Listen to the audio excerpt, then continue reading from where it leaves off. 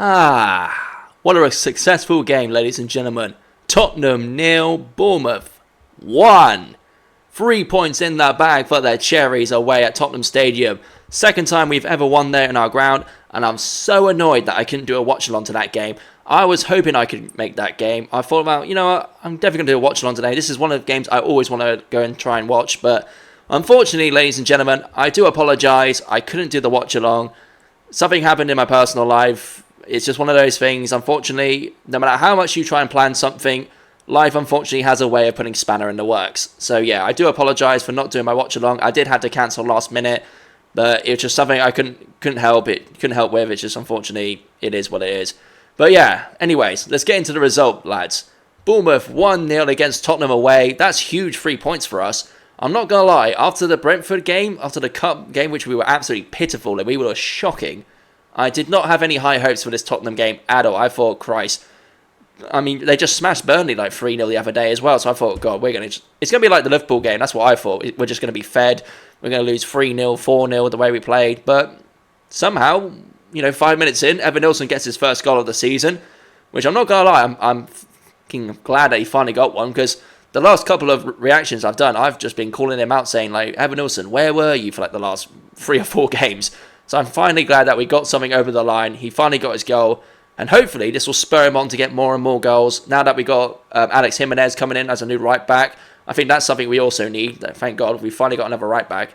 Sorry, the lights are a bit on off at the moment, but anyway. Yeah, but overall, top performance. Like, we got that 1-0. I was a little bit annoyed that we didn't get a second goal because it was getting a bit nervy. The fact that we went 1-0 up so early and we were just hanging on for a very long time. But then, to be honest, Tottenham really didn't do anything. Tottenham, I don't think they had a shot in the first half. Not even an attempt at goal, which says a lot. Like, going away to Tottenham has never been really one of our most favourable fixtures. So the fact that we turned up there and absolutely dominated them is pretty surprising, really.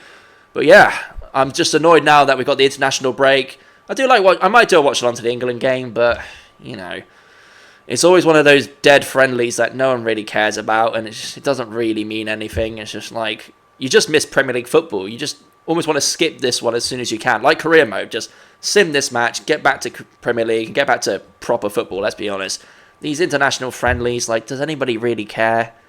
Not really, no, let's be honest. Unless it's like the actual Euros and World Cup tournament, you can pretty much skip this one and give it a miss. And yeah, I'm excited for the next home game. I will be in there in person for the Brighton game. Is it Brighton? Hang on. I keep getting Brighton and Newcastle mixed. Let's have a quick check. Hold on. Let me check for a sec. Where the fuck's the AFCB? Come on, where are you? Oh, no, not tickets. Stupid thing. Oh, bear with me, lads, bear with me. It is Brighton, yeah. So I will be in person for the Brighton game. I will be doing a match day vlog, and I'll be doing also the following vlog for the Newcastle home game as well. I'm so excited for those games.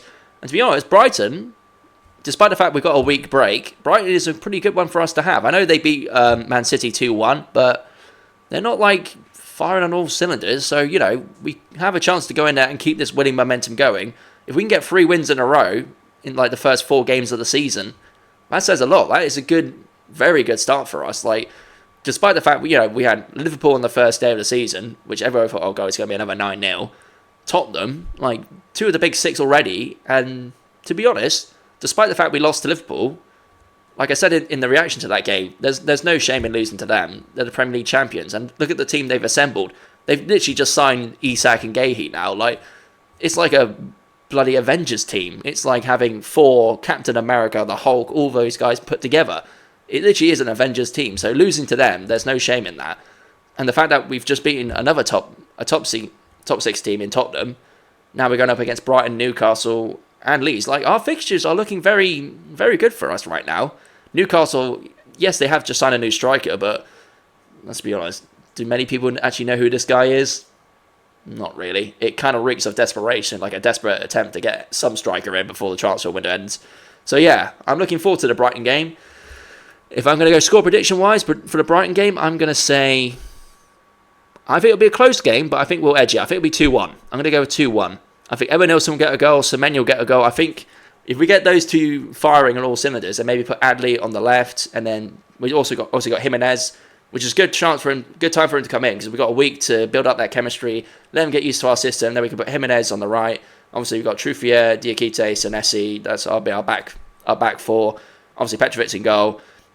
Adams is a little bit worrying because he did get a bit of an injury, so we might have to put Chrissy in the middle. And then it depends if we play 4-1-4-1 or we go 4-2-3-1. So depends on what the formation is, but that's kind of roughly what's going to happen, what's going to be. And yeah, I'm just happy that Evanilson gets his first goal. I did see he recently had a baby, so it could be a case of, he had baby on the brain. It does happen. When you have such a life-changing moment like that, it's hard to psychologically get yourself back into work mode when you've had something like that happen. It's same like when you lose a family member, or you just had a kid. It's one of those life-changing moments that it's hard to completely get out of your mind for the next couple of days, especially when your missus is gonna pop any minute. You know what I'm saying? But yeah, overall, I'm just happy with the result, and yeah, so far, 2 out of 3, could make it 3 out of 4 in the next home game against Brighton. So yeah, I'm excited, lads, and we'll see how the season goes, especially with the new signings coming in after the week-long break. On that note, thank you for watching my reaction. I've been your boy, Richard Morse. I do apologise, it's a late one, but over the weekend I had problems with the internet, so I couldn't upload anything for a couple of days. So yeah, I'm just doing it now. I will try and be a bit more consistent with my scheduling and uploading, but sometimes things go awry. We just got to make the best we can.